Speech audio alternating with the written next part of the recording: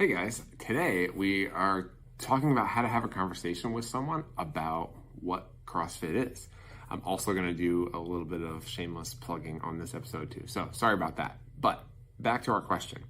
Someone that either doesn't know about CrossFit or maybe they're interested. How do you start talking to them about it and explaining what it is?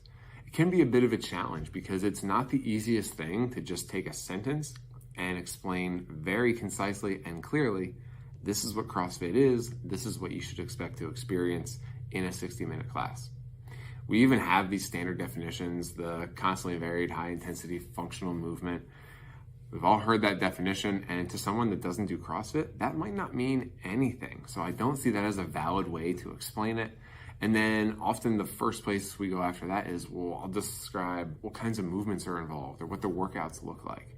Again, if you're talking to someone that has not done a ton of exercising or has maybe never set foot into a gym, that's going to fall on deaf ears because it's just not going to mean a whole lot to them. So one of the best ways I think to talk to someone about it is by explaining to them what they're going to get from it. And this starts with probably some of the same concerns you had when you started. Can I do it? Is it going to work? Those are two big points. So one of the things that you guys all get and anyone would get when they come to a class here is attention, and you're going to be taught. You will be coached here every single day so that you're doing things correctly.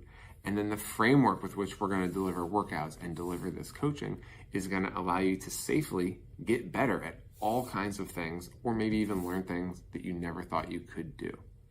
This is all in the hopes of improving our fitness, improving our ability to do things or adding things to the list that we can now do. That's how we measure fitness. The more things you can do, the greater your fitness is. And that's exactly what we are trying to do with all of the classes here.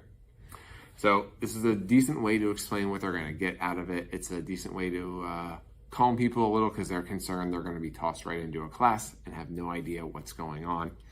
Now, even if you explain that really well and they like that, there's a very good chance you're going to run into people that are still very hesitant about trying a class or reaching out to us.